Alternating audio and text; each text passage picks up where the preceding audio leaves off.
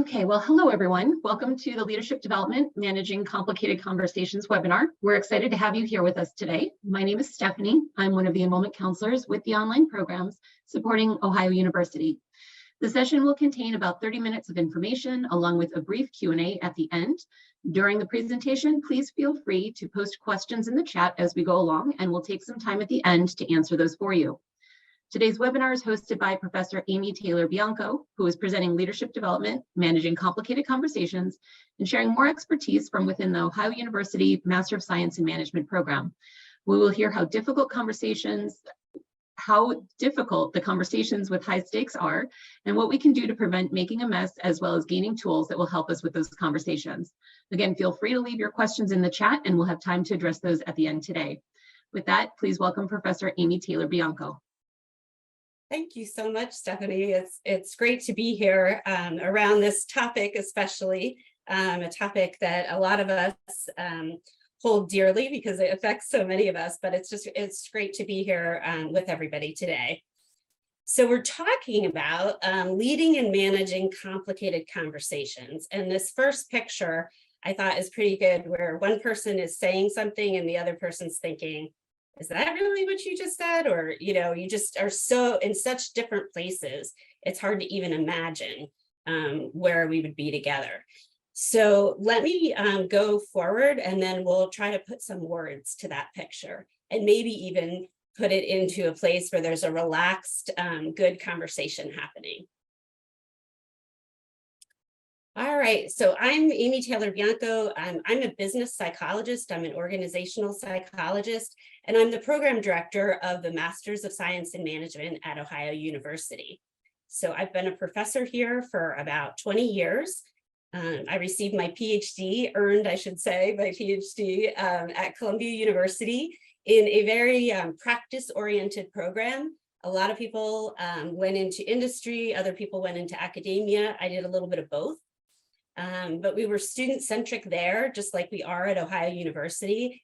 And just to say, I'm very available and willing to help when you need it, which is how I found people in my program, and definitely how I find people here at Ohio University. So what gives me the right to talk about this? I am not an expert. I have some background, I've done some things, but there are no experts when it comes to complicated, high stakes conversations. We all do the best we can. There are some tips and tricks, and we'll talk about those. But I get a little bit of my background from my industry experience. I was at PricewaterhouseCoopers and JP Chase, and then have done and do consulting in various industries, a lot in finance and healthcare, also in some fun community development, and a little bit in cosmetics. So I tell you my background and kind of set up this presentation also to tell you that when we're dealing with complicated conversations, and when we're dealing with the master's program that we're going to talk about, really it's all in a little bit of science from a lot of different places. So we have different experts from different places, and then that networking and professional development that lets you try these things out and just get reps, more and more reps, because the more we have these conversations, even though we usually don't want to have them, the more we have them, the better we get at them. So let me go forward to just telling you a little bit about these conversations. So if we were together in our kind of evening program, we just meet for 50 minutes once a week. It's kind of straightforward, but we'd be talking, we'd be chatting, you'd have a conversation partner, and we'd be saying, what makes a conversation so complicated? What are these kind of conversations? What makes them tough, and why do we avoid them? And I don't know, I think I'm pretty good at conversations, right? I might say that, but not when it comes to stuff I really care about. Conversations with my husband, my boss, my dean, those are harder, right? There might be certain particular ones that are really hard.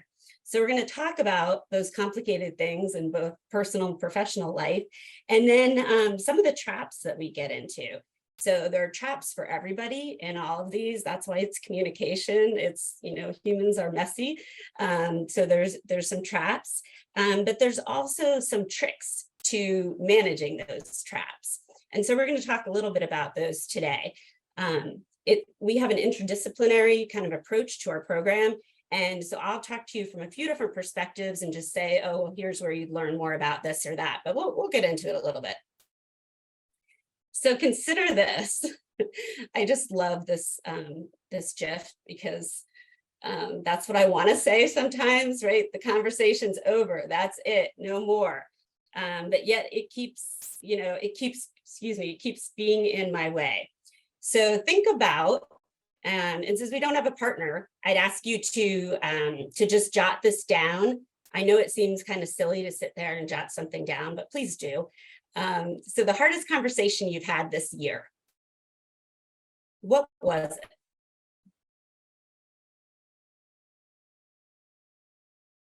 And did you initiate it or did it happen to you? So what makes that conversation tough? Like, think about it. What was really hard?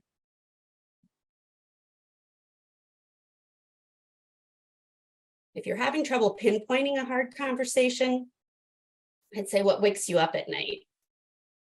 What wakes you up at night, or when you wake up early in the morning and you're thinking, what recurring theme keeps coming? So maybe we've had a hard conversation and we can talk about that. We certainly have feelings about it.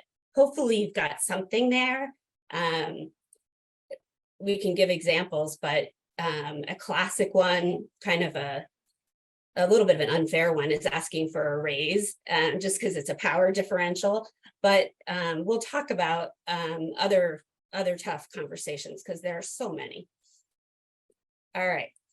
So how do we determine what they are? So we know that they're complicated when we want to shut down, and some of us shut down more than others, but you see this this person, medical student or whatever, just shutting down, right? Like, oh my gosh, this is just too risky to even express. It's hard. There are high stakes involved. Maybe it's about life and death, but it's probably not. It's probably about something in between, which is very hard. So money, emotional health, a lot of times we feel that our relationship of some sort is on the line, and that tends to make the conversation complicated. So if you feel a little like this, or some people get into this pose and other people get into a fighting pose, into a really strong fighting pose. So if you feel one or the other, it's probably notes that it's a high stakes conversation, which is another way of saying complicated conversation. Okay, so we could shut down and we could be like that med student, or we could, fight it out. But what about when we don't have those conversations? So before, I wanted you to think of one you had. Next here, let's think of ones you didn't have. So why did you avoid it? And how's that going for you?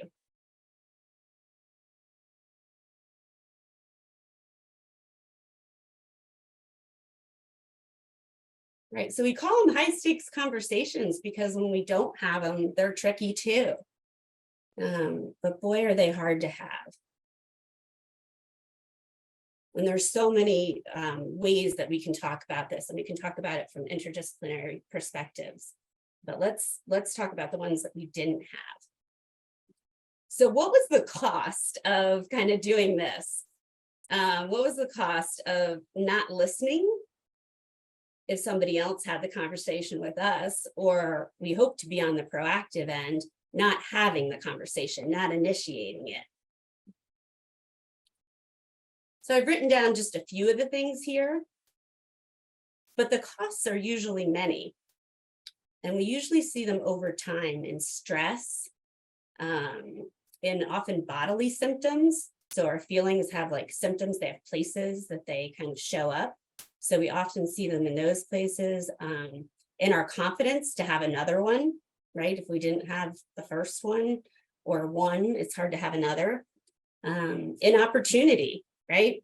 A lot of times we give up a lot of what's on the table because we don't have a conversation And sometimes it's really as simple as just seeing things differently or having different information, and we can resolve that conversation pretty quickly. So we see it in our future ability. We see it in a lot of different things. There's a huge cost over time to not having these conversations. And there's a science to figuring out which ones to have and which ones not to have. And that's why one of the courses we have is managerial decision making, right? Making these decisions. We also have look at things from an economics and a psychological standpoint. So we get at this topic. This is one of many, but we get at this topic from a lot of different angles. And you can kind of evaluate which ones are worth having and which ones maybe aren't, because there are some that just aren't worth having. Particularly when the other person is unable to be there with us. But we often don't know that. We can make assumptions that they're unable because actually we're unable. So let's get the skills. Let's learn the skills, and then we can decide whether to have them or not. All right. So when we look at the ones that we didn't have, that's when we might get kind of curious. Like we might say, all right, so the conversations, right, the ones that we didn't have maybe cost us an opportunity, a raise, a promotion, a relationship, right? A relationship, understanding from our partner, from a kid, really, really important things. So there's so much into these complicated conversations. And there are many, many things that we have to look at, but a few of them are our assumptions. We all come in with assumptions. And I personally find these conversations hardest with people I know well, because I think I know what their assumptions are. And I make assumptions about their assumptions. It's this continual thing, right? But I actually don't, right? Because I'm only inside my head, and they're inside theirs. So I have to actually unpack those assumptions. And then I know a few things that I can do are to know my style. So the more I can do leadership development, self-assessment, kind of career coaching and that kind of stuff, and we do a lot of this, the more I can do that, the more I know how I'm going to react, what my default action is. We said before, people shut down, people go into fight. People do a lot of different things, or they just try to get along and agree all the time. There are a lot of different ways to go about things. If we know our style and our default style, then we can start to figure out other people's. But it's not as easy as it seems, because our styles are, we're complicated humans. So we've got to figure those things out. We can bring those to all our conversations. And then we want to have a lot of goal clarity. What is our goal? What do we want to get out of it? So when our goal is to win, or to bring the other person to our point of view, we really have to break that down into adding a superordinate goal to listen, to understand where the other person's coming from and what they're saying. And sometimes by having these conversations, we may have the really tough conversation, and then we may leave that job because we may decide that's not the right thing. Or more likely, we're gonna stay in it because we're gonna find something of value. But both happen, and both are helpful. They're helpful for our stress, for our lifestyle, for our income, all of these things. So knowing our style and theirs, and then having goal clarity, what we want out of it. So one of the first things that we suggest, this is kind of a simple technique, but it's actually one of the most helpful, and it's one that I have avoided in my life. So if you're thinking this is silly, this is exactly what I've thought many times, but is writing our story. So writing, typing, dictating, videoing, whatever it is, right? Our story, like what's our story about this situation? A lot of times it has to do with something that was said or not said in a meeting, right? And that could be a family meeting, it could be, a family event, or it could be a work event, right? I mean, it's easy to think of, in a work meeting. So write the story, like what was the story from our perspective? What was the setting? Who was the audience? Who were the characters? What was the stake? So try to break it down like you're telling the story, because in breaking it down, we actually put our emotions here and the content of our story here.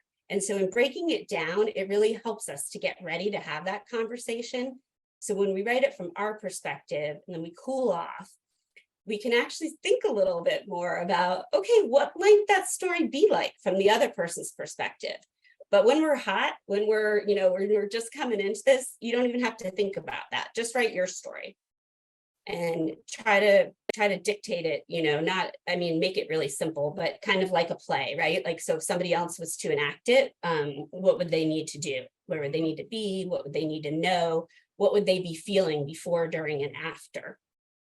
And then later, right, much later, we can get into, maybe we go for a walk in between, maybe we do something else, and then we come back to it and we try to put the other person, the story that they would write.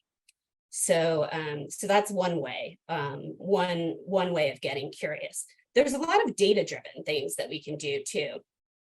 So there's a model that we've used for many years, and it's been updated and continually validated and assessed. It's the Thomas Kilmann model, and it models our level of assertiveness and our level of cooperativeness.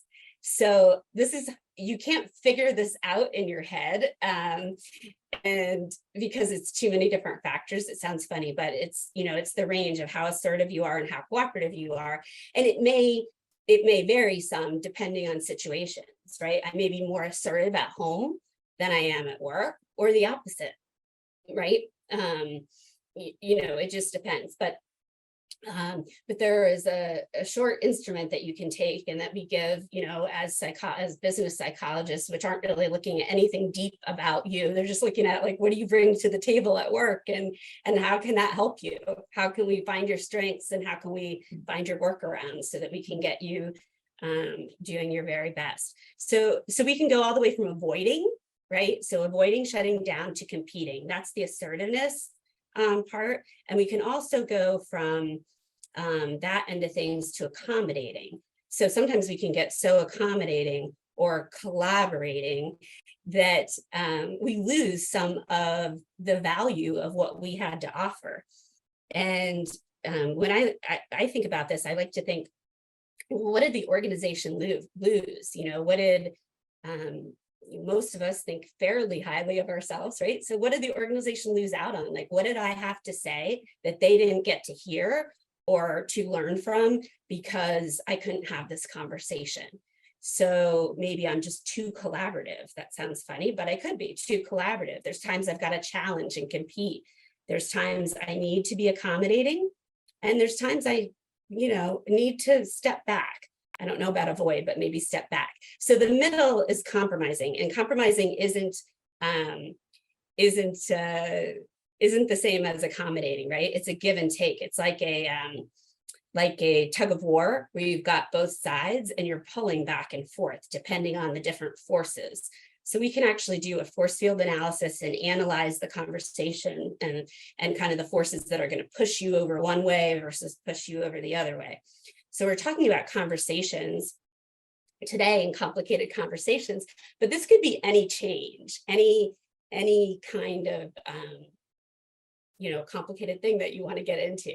So when we look at managing complicated conversations, I don't know about you, but I sometimes feel like this little kid, like, oh my gosh, this is just filling me up so much. I'm going to go for a run or a walk, or I don't know, dance, do whatever I do, right, to relax, find my thing, relax. And this is still coming into my head. It's still there, too much.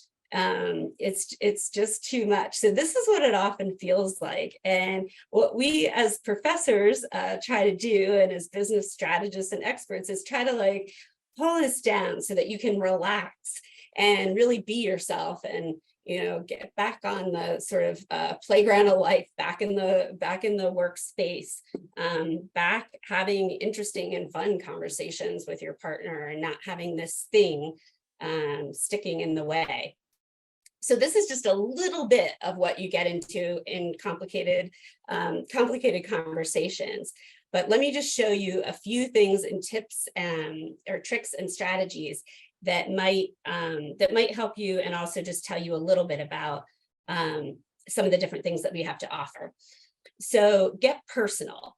So I put a picture here. This is actually my kid, and he's like being his best self, totally unique, totally wonderful, weird, and different. So he knows who he is, like in that picture. He knows who he is. He knows what he's thinking, what he likes, and he's not afraid to be that. So how often do we bring that self to our workplace? How often do we feel free to do that? Even if we work at home, right? How often do we bring that on screen? So getting personal is learning about ourselves. And a lot of what we do is career development and assessment that you can do early on in your life, in your program, that helps you know yourself in a way that you probably never did. So there's a Hogan assessment that we do that's only done in the Master's of Science in Management program at Ohio University anyhow. And that it's something that's done usually for high level executives, but we kind of do it early on. It maps 360-degree feedback onto a person and what they say. So it gives me not who I am, but based on who I say I am, what would be my reputation? And there are really interesting things that come out there because some of our newer leaders haven't hit up against them yet. So it shows you what's your reputation, what are the great things about that, and what are the hard things. And it's very, very accurate. You can ask anybody that's been through the program. But there's assessments we can do like that. And then nobody owns them but you. They help you learn and develop. And then there's just lots of assessments we do throughout the way, like that Thomas Kelman. And when we get into a complicated conversation, as when we get into a master's program or certificate or anything else, really, we have to get into the mindset to learn. If we don't want to learn, we're probably not ready to have the conversation. That's a litmus test for knowing, like, are we ready or not? So if we're ready to learn, we're ready to kind of take it on. And maybe it's just because we're so frustrated. We want to take the target off of ourselves. Maybe we feel like we're being targeted. Maybe we feel, disrespected. Maybe we feel taken advantage of. These are things that often go into complicated conversations. So whatever it is, taking the target off of ourselves and then knowing the target. So knowing once we write down our stories, once we know all of that, we have to figure out what we want to get from the conversation. And so there's like what I think of the situation, what Stephanie thinks of the situation, right? Because you just met both Stephanie and I. And then what's the third view? What's the other view of the situation that takes into account both? So we have to be willing to learn. And we can get a lot of advice and feedback from our colleagues, the people that we get to know in these things, our professors and our classes.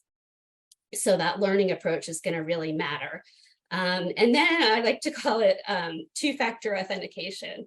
So it's a messy business. So I don't know how you feel about two-factor authentication.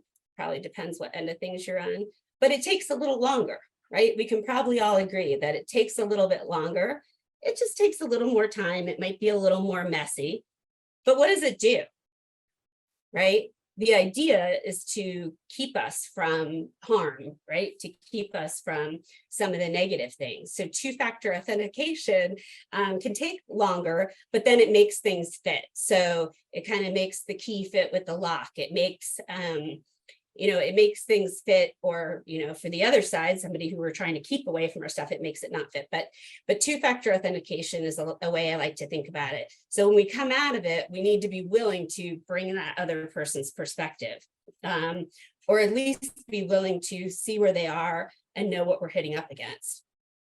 So that's some of the tricks and strategies for these complicated conversations.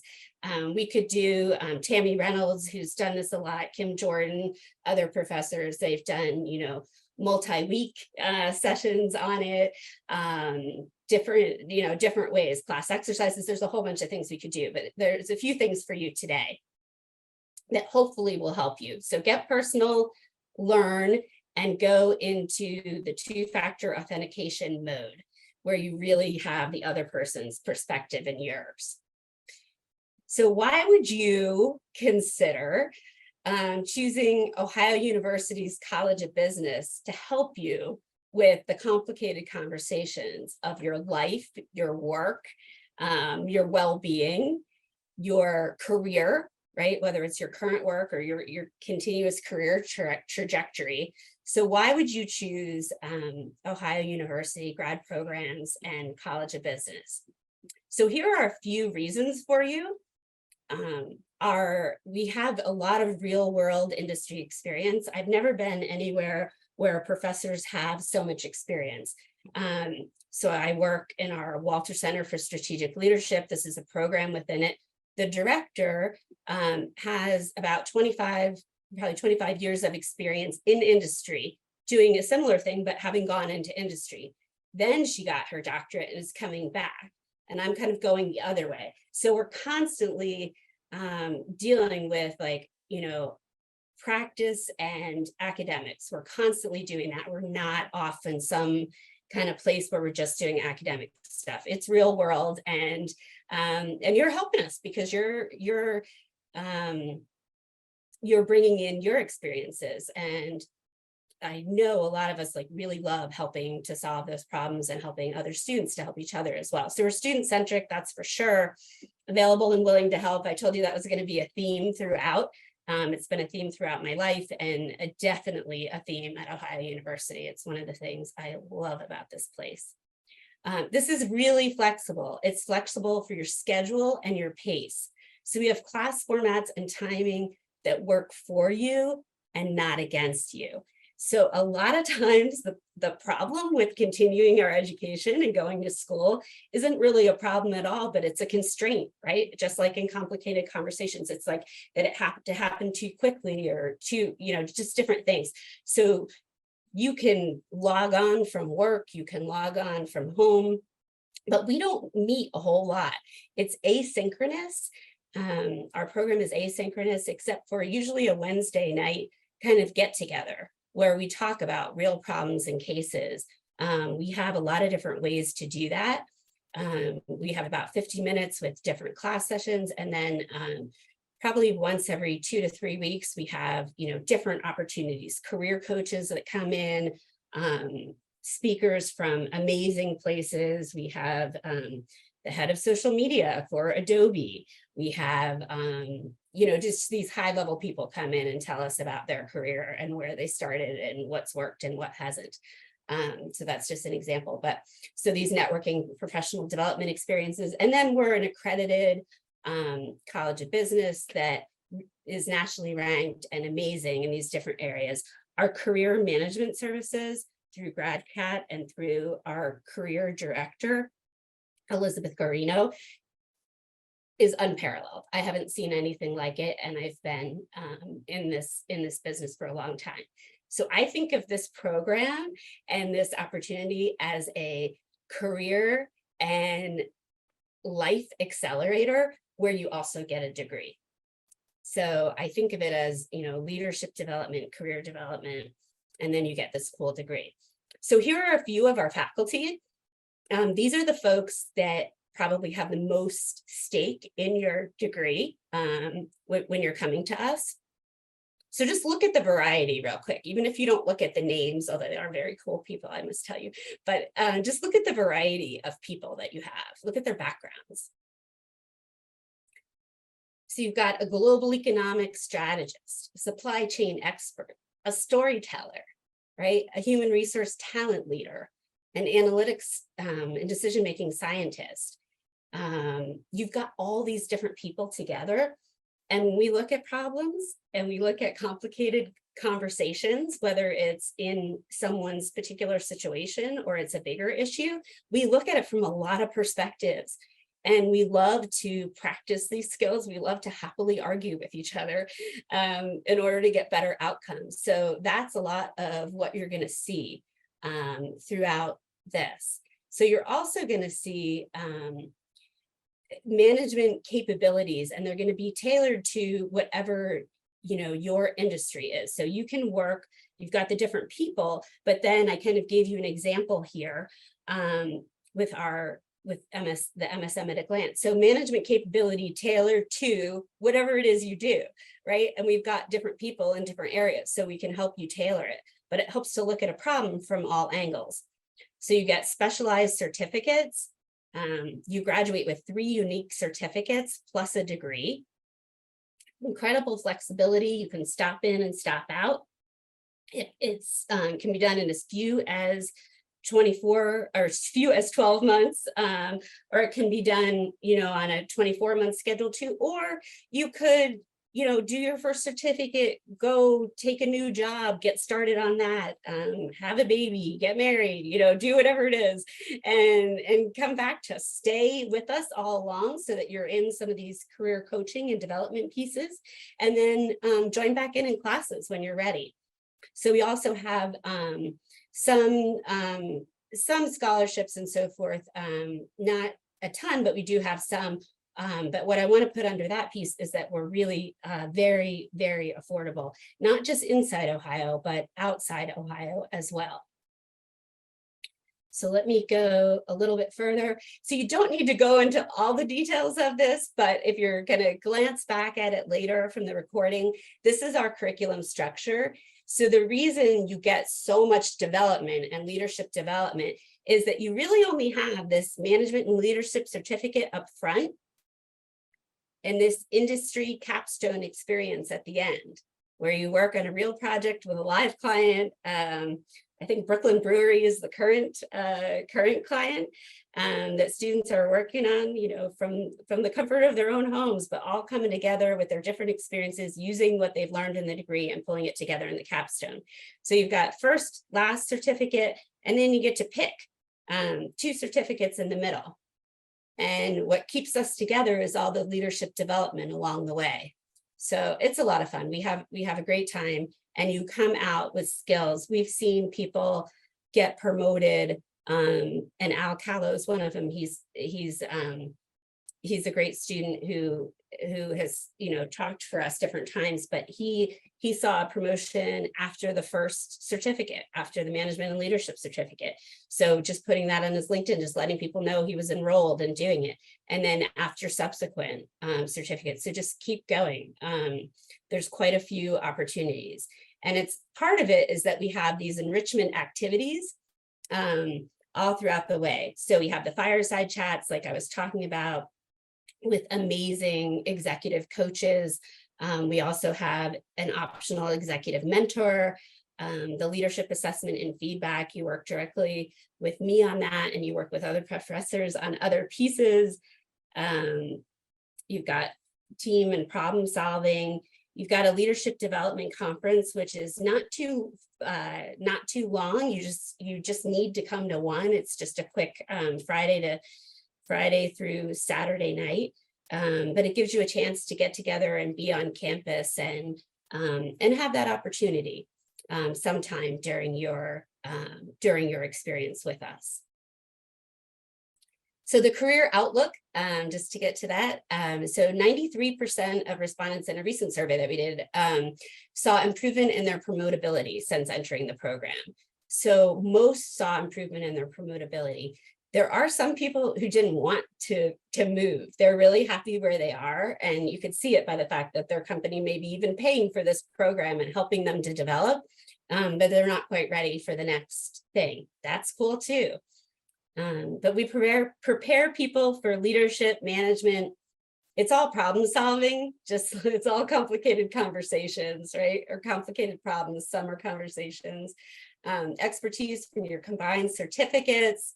So you can get this affordable tuition, do it, and then you have lifetime career development, which is really an incredible opportunity. So GradCat is a program that you get. It's a 4-month program while you're in the program, and then you get lifetime access to more personal assessments, upskilling, job opportunities. There's a lot we could say about that. And I encourage you to look into that more. So And this last on admissions requirements, I just want to thank my friend and colleague. He is the professor for the Capstone Experience, Steve Musser, who helped me simplify this because it really isn't very hard to do. It's 2 letters of recommendations, a bachelor's degree with a 3.0 or explaining. It may be a long time ago and you may have been a different person then, just explaining that, an application fee, and a ton of flexibility. No GMAT or GRE, asynchronous or synchronous, core courses. It's really, really great for you. So please consider, scanning this code, contacting us. There's a phone number, other ways to get started. But if you have more questions, either about complicated conversations or about the program, please let us know. So let me see, I don't know, Stephanie, like where we are with questions. Absolutely. I know that we have a couple of questions that do frequently get asked. One of those that we hear a lot from students is, how does the Master's in Management stay up to date with changes in the marketplace in terms of what an employer is looking for? That is a great question. So up to date in terms of what an employer is looking for. So not even just up to date, but maybe even like what they're looking for, sort of future oriented. How do we do that? So we created this program in a different way than a lot of programs. So we looked at open job opportunities for people with a master's degree or higher, open job opportunities that weren't getting filled, where people just, there's not enough, there's more demand than there is supply. So that's how we looked at this, and we continue to do that. So you may see additional certificates offered throughout it, but we constantly revise and continue to update because we're only as good as the current material is. So we were an online program before COVID, before all of that hit. And then COVID, made some changes, some of which were really helpful for us, some of which are, horrific, right? So, so we've got to take those into account. So we're constantly learning and changing. And I think part of that happens because we have such great students like yourselves that keep us industry focused, and because we have such great career management services that they wouldn't let us be anything but focused on what's needed now. That's wonderful. And another really good question I think we get from students is, why should they choose the MSM over another business related degree? What makes this program stand out compared to any of the others? That's a great question. And it is different than others, right? So it depends on who you are and what you want, like what's your goal, right? So if we go back to like knowing yourself and then knowing your goals. So for this program, what we're really looking at is giving you depth and reps and experience in management and leadership development. So we often find people who have a bit of a technical background or who come to us from, from different experiences. We've had 2 people with a music background. We had a number of people with a finance background. We have someone with a theater background who went into human resources, a number of engineers. So people with a lot of different backgrounds, and many of whom have pursued an MBA or have found that that's for them because they wanted that knowledge, right? An MBA gives you that business knowledge across an organization. This gives you 2 certificates of deep knowledge, but then it's really leadership development and career acceleration. So if you're looking for that development and acceleration that you can't get elsewhere, if you want to have a degree in business, but you don't want to be as quantitatively involved as some of the other programs, you're not going to take accounting and finance and so forth. You are going to do industry analysis. We are going to make you work in different ways, but you're not going to have that kind of math, and you are going to get that leadership development piece. We're also small, so I guess that's another thing. We're kind of smaller on purpose, where we are very hands-on and where you create a community. So if you like that kind of learning, then I'd say this is for you. Perfect. That is a great I would say just a great explanation, and really I think gives students a good idea of what to anticipate. I think we are definitely at time, so I wanted to thank everyone for joining us today, and thank you, Professor Amy, for your wonderful details. We do hope that everyone received some great takeaways and learned a little bit more about today's topic. We would definitely love to hear from you with any additional questions for our team or concerns and questions about potential enrollment. Feel free to reach out to the online admissions at 740-924-5725 or email us at getstarted@ohio.edu, and we'll be happy to connect you with one of the enrollment counselors here with the team. Thank you so much. Everyone have a great day. Thank you. Have a good day, everybody. Thank you.